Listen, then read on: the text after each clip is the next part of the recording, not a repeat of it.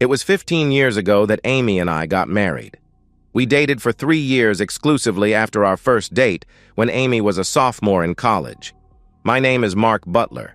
I was junior A when Amy and I met at a party. We were an instant item, inseparable till I graduated 2 years later. We were apart for Amy's senior year as we had planned to get married after her graduation. About 6 months after we were married, we were at a party with several other couples our age. It was a barbecue with steaks on the grill and plenty to drink. As it got later in the evening, the crowd had whittled down to us and 3 couples sitting around a fire pit drinking and talking. The topic of the celebrity hall pass came up. "What the hell is a celebrity hall pass?" I asked. Sadie, a little blonde on my left, spoke up. "A celebrity hall pass is just like it sounds.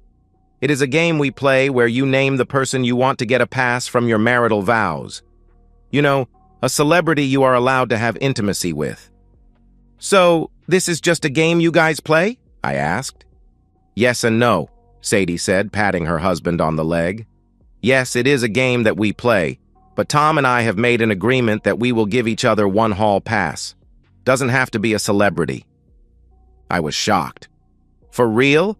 You mean you guys have a standing agreement that you can go have intimacy with someone else at any time?" Tom looked me straight in the eye and laughed. "That's right, buddy. It is a little more than that, but that is the basic agreement." He pointed to the other 2 couples. "They have the same agreement. We all agreed the same night. Katie, you've used your hall pass, right?" Katie put her head down. "Tom, you don't need to tell the world.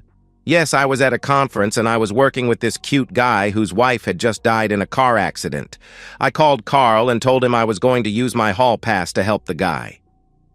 Amy had been quiet but moved closer to me, holding my hand. "Carl, you were okay with Katie having intimacy with another man?" "Oh yeah, I'm fine with it.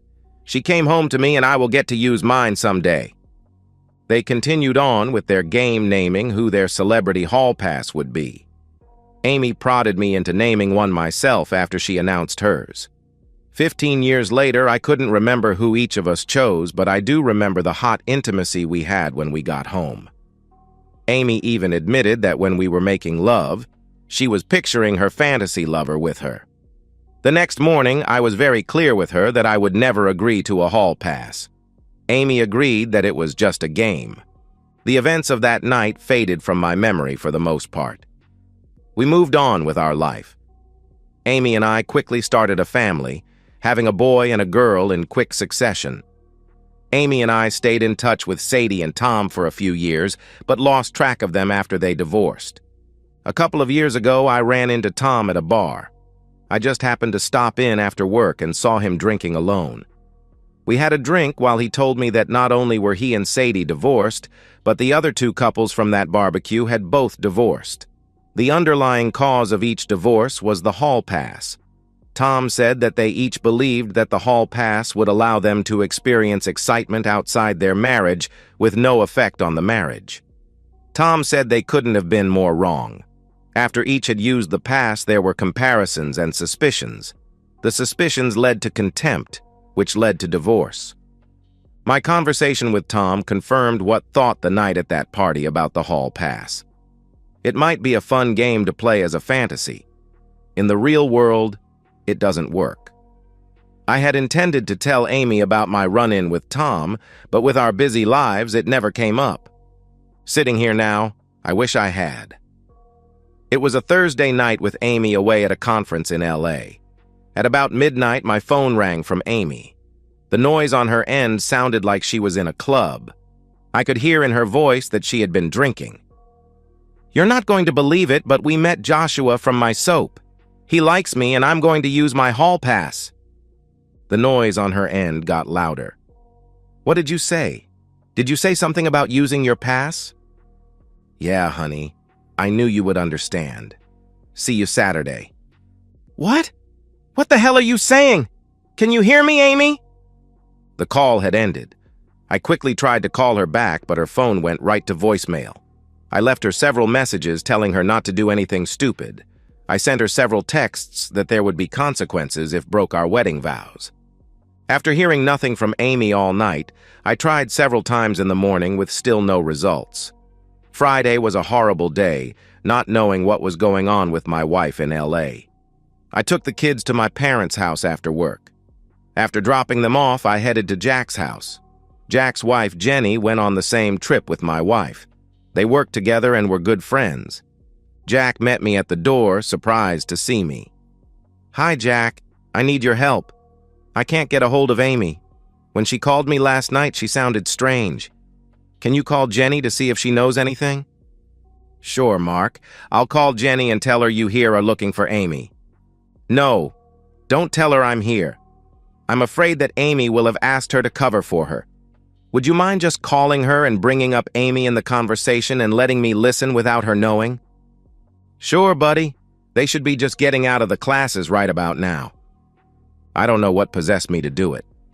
While Jack was getting out his phone, I switched on the voice recorder on my phone. His wife answered on the first ring. "Hi, honey. You must have ESP. I just got back to my room after the classes. We have that dinner tonight and I will see you tomorrow." The two talked about the conference for a bit. Then Jack brought up Amy. "Have you seen much of Amy? Mark called me, leaving me a message asking if I had talked to you about her." "Don't tell him you talked to me. The last I saw of her was last night. We were all drinking when this hot soap star came up to our table. Amy got his autograph and they danced a few times. We were sitting at the table when Amy said something about her and Mark having a hall pass agreement. The soap star quickly jumped in, volunteering to be her passmate. I tried to talk her out of it, but she said it was a once-in-a-lifetime opportunity. Amy whispered in my ear that she was going to let the guy have intimacy with her. Next thing I knew, she was arm in arm with the guy walking out of the club. I haven't seen her since. God, don't tell Mark." Jack ended the call looking at me. "Sorry, brother. Do you guys have an agreement about a hall pass?" "No, we played a game called Celebrity Hall Pass years ago, but afterward I told her in no uncertain terms that I would never agree to such a thing." "What are you going to do?" he asked. "I don't know, but it won't be good." On my way home, I stopped by my parents' house and asked Mom to keep the kids for the weekend. She could tell something was wrong, but I didn't tell her what.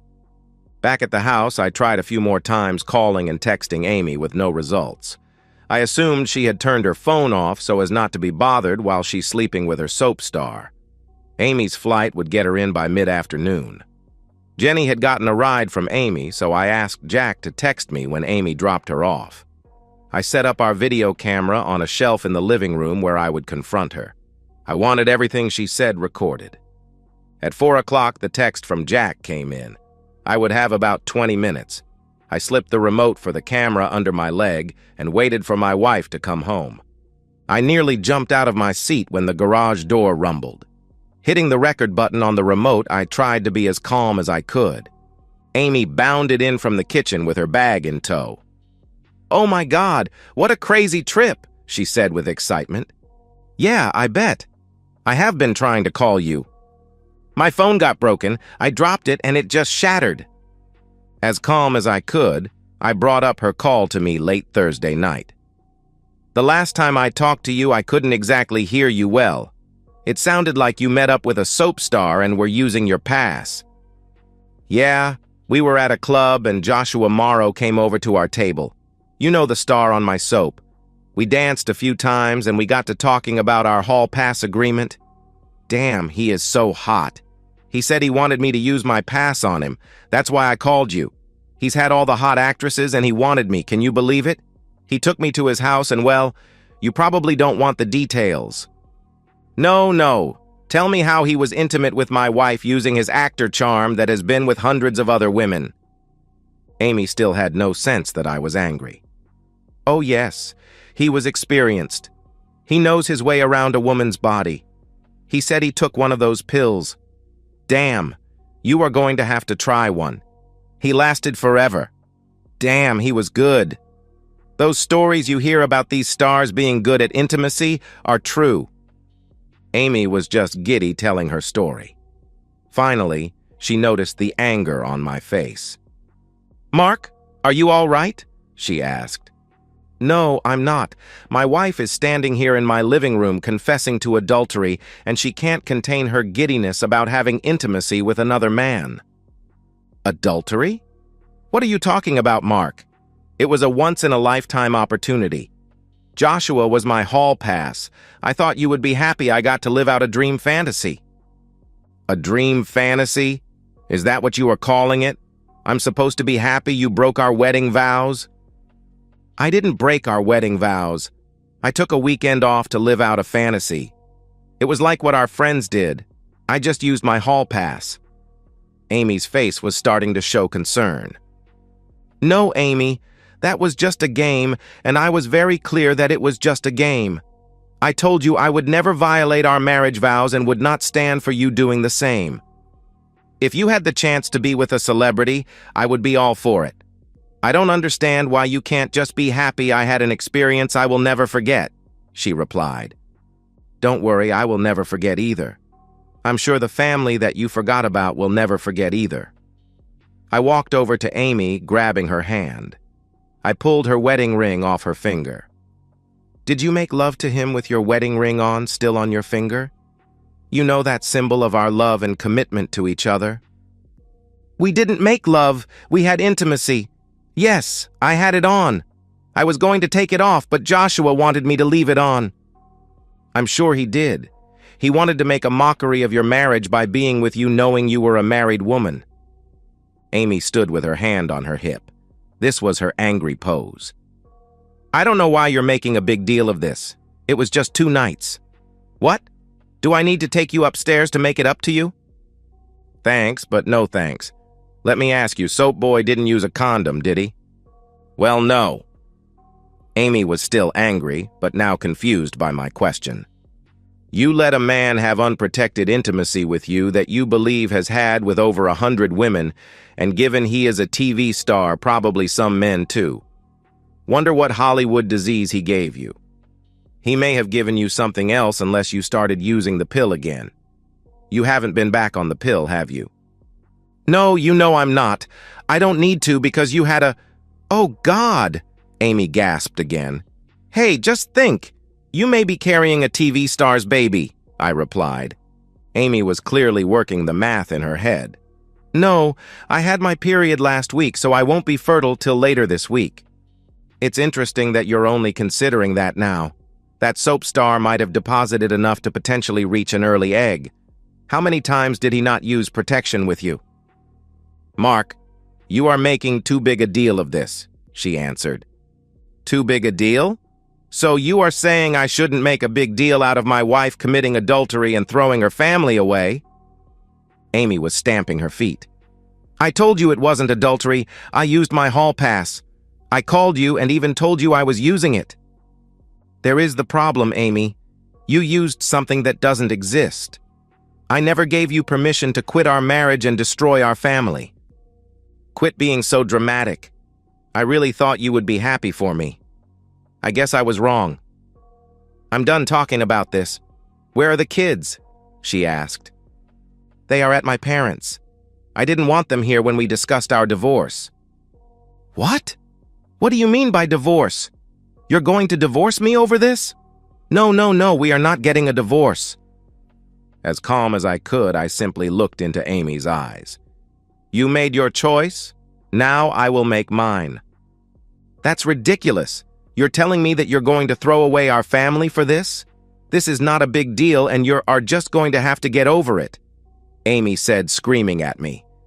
Done talking, I calmly walked upstairs to the guest bedroom, locking the door behind me. For over an hour, Amy pounded on the door telling me we needed to talk.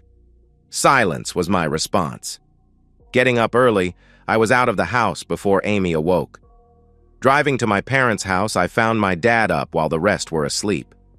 Over a cup of coffee, I told Dad the whole story. Dad just listened, not saying a word till I finished. When I got to the end, he simply looked up at me. What a cheating woman. Dad, can I ask you what you would do in my situation? Son, you have to understand it was a different time when I was your age. It seems that this stuff is acceptable now. If your mother had done what your wife did, I would put a bullet in her head. but you have to do what you have to do. Dad, I don't think I can get past this. She knew how I felt about infidelity. Hell, I thought she felt the same way. What's with that prenup her mom made us sign? What was that all about? I asked Amy's mom about it at the wedding, but she just said she didn't want to discuss it. She said she had her reasons, Dad replied. Amy told me her mom caught Amy's dad cheating several times and wanted protection for her daughter. It seems Amy has forgotten all about that. My dad laughed. I'm sure you're going to remind her of it. Oh yeah, but not at first. I want to see what she does from here. She kept saying it was no big deal and I just needed to get over it. Dad, I truly don't believe she is sorry she did it or that she did anything wrong. It wasn't till after 10 that my phone started blowing up. Amy was calling and texting wanting to know where I was. When I didn't answer, she called the kids. Julie, our daughter, walked into the kitchen yawning. Dad, Mom wants to know where you are and why aren't you answering her calls? Honey, what did she tell you? I asked. That's funny. That is exactly what she asked me. She wanted to know what you told us. What is going on with your two? Are you cheating on her or is she cheating on you? Damn, she is perceptive, Dad chimed in. Oh crap, Mom cheated on you, didn't she? I think you should ask your mother that question. I didn't want to be accused of poisoning her. I knew that Julie was going to be very upset with her mother. Julie, being an obstinate teenager, pulled out her phone, putting it on speaker. Dad's here. Did you cheat on him? Julie, what are you talking about? Whatever he said is not true. What did your dad tell you? He didn't tell me anything, Mom. I can read it in his face. You cheated on him, didn't you? No, I didn't, and if he tells you I did, it is a lie, Amy answered. Okay, Mom. You sound guilty to me. Julie hit end on her phone. Sorry, Dad. I can't believe she did that to you. I assume you're going to divorce her. You've always preached honesty and morality. I don't blame you if she cheated on you. Julie, with a somber look on her face, turned around and walked back upstairs.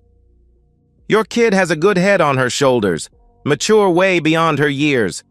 She'll get through this fine, Dad said. I'm not sure I will, Dad, I said. 30 minutes later, there was a loud knock at the front door.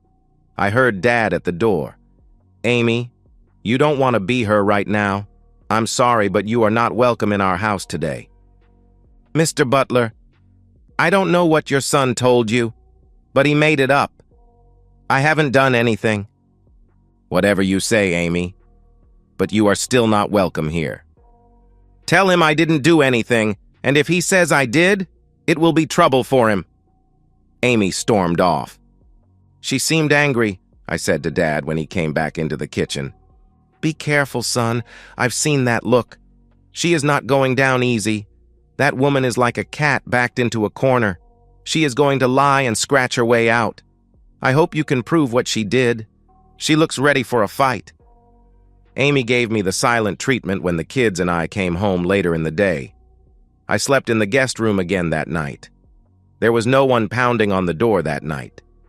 The kids left for school while I was still sitting at the kitchen table sipping my coffee. I decided that it was time to confront Amy. She walked into the kitchen like she didn't have a care in the world.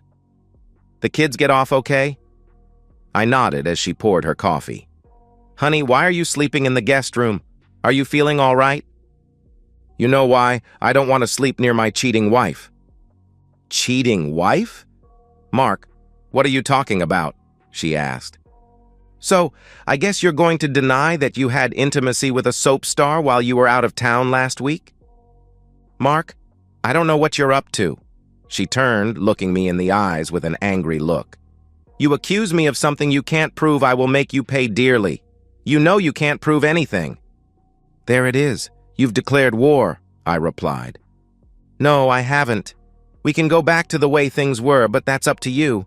I'm willing to forget your baseless accusations. Sorry, but I can't forget what you did, I replied. I'm going to say it again. I didn't do anything, and more importantly, you can't prove that I did. You will regret it if you try to say I did something. Let it go, and let's get on with our marriage. I knew a threat when I heard it. I didn't say anything, just got up and walked to my car as if I was going to work. Having already called in to work sick, I drove down the street waiting for Amy to head to her school where she was an associate principal. Once she was gone, I went back into the house. Taking Amy's words to heart, I went into the house looking for evidence. If this was going to be war, I wanted as much ammunition as I could get. Jenny had mentioned that Amy had gotten Soap Boy's autograph. She couldn't display if she was going to deny her affair ever happened. I figured something like that would be too big of a trophy to get rid of. She would hide it. It took 2 hours of searching, but I finally found it. Find it I did. Amy had an old briefcase in the back of her side of the closet. It was locked, but she always used the same code for her all briefcases. At the bottom, buried under several folders, I found the picture. It was your standard publicity photo of the Soap Boy. The signature was tame. To my friend Amy, Joshua Morrow. On the back was another signature. It was signed, "You were great in bed, Joshua." I scanned the picture before putting it back where it was. The next stop was the lawyer. Before leaving, I put a copy of the scan, our prenup, the recording of Amy's friend's phone call, and my recording of Amy's confession on 2 flash drives. The lawyer I visited was well known for her ruthless attacks on cheating spouses. Vicky Sampson was known as the bitch in the divorce world. I laid out my story about what Amy did. When I finished telling her the situation and how I wanted it to play out, she just sat back and smiled. "I love this. You are evil. Set the trap and spring it when there is no turning back. You know it is going to be uncomfortable for you when before we show the proof. Everyone is going to think you are lying or crazy. I know I want her to think she has the upper hand till the very end." Mrs. Sampson shook my hand. "I will get the paperwork ready and have her served at school. You need to do a couple of things for me. First, check your credit card bills. We need to find out the club where she hooked up with her soap star. Second, get access to her iCloud. I'm betting there is a selfie of her and Joshua. She is probably smart enough to get anything incriminating off of her phone and download it to someplace safe. With some luck, a copy might still be on her cloud." Rushing home, I quickly got on her computer. I didn't even have to try to get into her iCloud. Hidden in her pictures folder were the 3 photos I was looking for. 2 of Amy and Soap Boy, and 1 with Amy, Soap Boy, and her friend Jenny. I copied the photos to a flash drive. A quick examination of the photos gave me the other item I needed. The name of the club was on the wall behind them. My lawyer was very pleased with my findings. She told me under no circumstances was I to tell anyone that we had the photos. Her plan was to serve Amy at school on Friday afternoon. That would give me time to get the kids to my parents for the weekend. She also told me that I was not to move out of the house regardless of what Amy said or did. On that Friday, I had just dropped the kids off at my parents' house when my phone rang from Amy. I let it go to voicemail and ignored her texts. I wasn't home for 10 minutes when she stormed in. I was sitting in the living room and turned on the video camera when I heard the garage door rumble. I didn't want to miss any incriminating statements. "You son of a blip! What the hell do you think you are doing?" I started to answer, but she cut me off. "You just couldn't let it go, could you? What is Mark? Is your little male ego damaged? You humiliated me in front of my staff and you're going to pay. You want a divorce? I'll give it to you, but you are going to pay. You know you can't prove the adultery you put in the divorce, and without it, I'm going to take you for everything you have. I hope you're happy. You could have just let it go. Did it bruise your manhood that I had great intimacy with a celebrity? You could have just let me have a good time, but oh no. Well, heck you." Amy stomped around all while I sat not saying a word. She came back into the living room with fire in her eyes. "When are you moving out?" "I'm not moving out. I'm staying right here," I replied. "Oh no, you're not. You want a divorce, you have to move out." She looked at me for a few moments, expecting me to get up, but I just sat there smiling. "Fine. When this is over, you are going to wish you would have just shut your mouth and let us move on with our lives." The next month was very tense in the house. Amy and I didn't talk. The kids were slowly going to Amy's side. Julie was even questioning if her mother had in fact cheated. She was telling anyone who would listen that I made the whole thing up. Her lawyer filed a response to our petition asking for sanctions for false claims. She even tried to get the court to order me out of the house. That was denied. The court fast-tracked our hearing with both sides getting limited time to take depositions and interviews of witnesses. My lawyer deposed both Amy and her friend Jenny. They both denied that Amy went off with the soap star and denied that they even met him or went to a club. Preparing for my deposition, my lawyer told me that it was imperative that I tell the truth, but not volunteer any extra information. Her hope was that their lawyer wouldn't ask about the evidence we had gathered of Amy's affair, thinking we had none. Just as Mrs. Sampson predicted, they hammered me on me not witnessing any cheating by my wife, but didn't ask about having any evidence of her cheating. I got the impression that he didn't know that she had actually done what I was accusing her of doing. At the actual court hearing, I'm sure Amy thought things were going great. I testified to Amy's adultery, giving the background of my feelings on adultery and opposition to a hall pass. I was cross-examined on the same issues in the deposition. I wasn't present at her conference and didn't see her do anything with any other men. Amy testified that she didn't do anything, and like me, she was opposed to adultery and would never condone the concept of a hall pass. Amy's lawyer put Jenny on the stand to testify that the encounter with the soap star didn't take place. I looked over to her husband, Jack, who was in the courtroom while she testified. He lowered his head to avoid my eyes. Jenny started to squirm when my lawyer questioned her about calling Jack and telling him that Amy left with the soap star.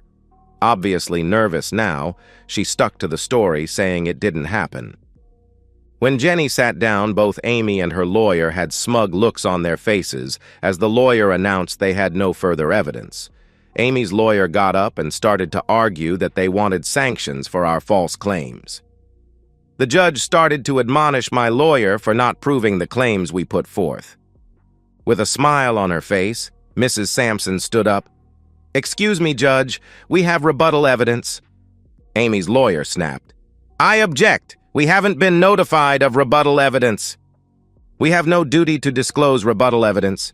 If their witnesses told the truth, there would be no need for rebuttal evidence." The judge smiled and told Mrs. Sampson to proceed. Mrs. Sampson called her investigator to the stand. "Judge, before we proceed, we are conceding that Mrs. Butler did not have intimacy with Joshua Morrow." I couldn't believe what I was hearing, but Mrs. Sampson gave me a look to shut up and wait. The lawyer put on her investigator, who testified that Joshua Morrow was in Europe the week of Amy's conference. Amy's lawyer shot up. "With this admission that my client didn't commit adultery, we are demanding we stop this farce and have the court issue sanctions on Mr. Becker." Mrs. Sampson, with a big grin on her face, "No, we are not saying she didn't commit adultery. We are just saying it was not with Joshua Morrow." Jenny was recalled to the stand. My lawyer asked her again if she was with Amy at the conference and if they had met who they thought was Joshua Morrow. She again denied it. Jenny was again asked if she had made a call to her husband, telling him that Amy left with a man, not her husband. Even after being reminded she was under oath, Jenny denied she made the call. I turned to look at her husband, who mouthed, "I'm sorry." I mouthed back, "No, you will be." My lawyer hit play on the recording of Jenny's call. Amy's lawyer shot up, objecting to the recording. "Judge, my client was an invited guest in the witness home and allowed to listen in on the call." The judge told the lawyer to sit down and asked Jenny if that was in fact her voice. She had no choice but to admit that it was. I was starting to feel vindicated when there was finally evidence that I was telling the truth. Amy was recalled to the stand. Amy again denied that when she came home from her trip, she admitted having intimacy with another man. She let out a loud gasp when the video of her graphic description of her intimacy with Joshua Morrow was played. Amy was in tears when the selfies and the signed publicity picture were put into evidence. As Amy walked from the witness stand, the judge interrupted. "Counsel, I'm confused. You said that Mrs. Butler did not have intimacy with Joshua Morrow, but you've just presented evidence that she did. Mrs. Sampson recalled her investigator. Judge, our evidence proves that Mrs. Butler committed adultery, but just not with who she thought. The investigator put up surveillance photos from the club. Several pictures showed Amy and the man she left the club with. As indicated in the photos, this is not Joshua Morrow. He is a look-alike who likes to pick up married women. He is a known con man who had been diagnosed with several STDs. I just had to look over at Amy at that point. The look of shock on her face was priceless. After a short recess, the judge returned to the bench. He gave a long speech about honesty and faithfulness. The judge ruled that Amy had committed adultery as spelled out in the prenup. He ruled in my favor, upholding the prenup. The judge lectured Amy that even if there hadn't been a prenup, he would have awarded me custody of the kids. On the record, he found Amy to be an unfit mother for her extensive attempts at deception. With tears in her eyes, Amy turned from the counsel table to leave. The judge bellowed from the bench, "Mrs. Butler, stay put, we're not done yet." The judge summoned Jenny to the bench to join Amy. "You both raised your right hand and swore to tell the truth in my courtroom. That oath is sacred in this building." He looked right at Jenny. "I don't care if you have some misguided belief that you were helping your friend. Lying is lying in this courtroom. If this had been a criminal case, you both would be in jail right now. I'm finding that you both committed perjury, and I'm holding you both in contempt of court." The judge fined them both the maximum penalty of $5,000. Amy's bad day got worse when she walked out of the courthouse to a local news team putting a camera in her face. I found out later that my lawyer tipped them off. "Mrs. Butler, do you have a comment on throwing away your family for a one-night stand with a fake TV star?" The reporter's question was the straw that broke Amy's back. Amy let out a blood-curdling scream and then attacked the reporter. It was a blur of hands and feet as Amy struck at the reporter. Amy had her on the ground, pulling her by the hair when a deputy deployed his taser. The cameraman caught the entire episode on video. Amy was on all the national news outlets that night. Sadly, Amy didn't get to see her finest moment. She was locked up in the county jail, where she would stay for the next 6 months. No, I didn't have a beautiful blonde lined up to take Amy's place. I was too busy raising 2 kids as a now single parent. And no, I didn't reunite with Amy when she got out of jail, even though she tried. My mother felt sorry for her and asked me to give her another chance. She had lost her career and became the subject of ridicule throughout the town. After 3 months of Amy calling and texting me, I agreed to meet with her at her mom's home. Silently, I sat and listened to Amy tell me how much she loved and missed me. She missed being part of our family. As a result of her arrest and conviction of assault, she was only allowed limited supervised visits with the kids. Amy said she was so sorry for lying about her hookup, as she called it, and was so embarrassed that it turned out she was conned by a fake. She finished by pleading with me to take her back, that she would be the best wife ever. I stood up and took a deep breath. "Amy, that was an impassioned speech. I believe you mean every word. You apologized for lying. You said you missed our family. You said you love me. I believe you. I really do. It is what you didn't say that is most telling. You've never said you were sorry or even shown any regret for breaking our wedding vows. I think you were sorry that it turned out you didn't have your dream guy. I still don't believe you are sorry that you were cheating on me or even that it was cheating. The answer to your question is no and hell no. I will not take you back now or ever. I want you to stop contacting me, period. If you don't, I will renew the restraining order I was granted when you were arrested." Amy stood up crying. I'm sorry. I'm sorry I enjoyed it. Is that what you wanted to hear?" "Amy, we're done. Go live your life. It will not be with me." I turned and walked out the door with Amy screaming at me with her mom holding her back. And so, we've reached the end of today's story. Was it what you expected, or did it take a twist you didn't see coming? I'm curious to hear your thoughts. Share them in the comments below, and let's get a conversation going. If this story kept you hooked, make sure to hit that like button. And if you're new here or just haven't subscribed yet, now's the perfect time to join our community. I bring you fresh, captivating stories every day, so click that subscribe button and turn on notifications so you never miss out. Thanks for watching, and I'll see you in the next one.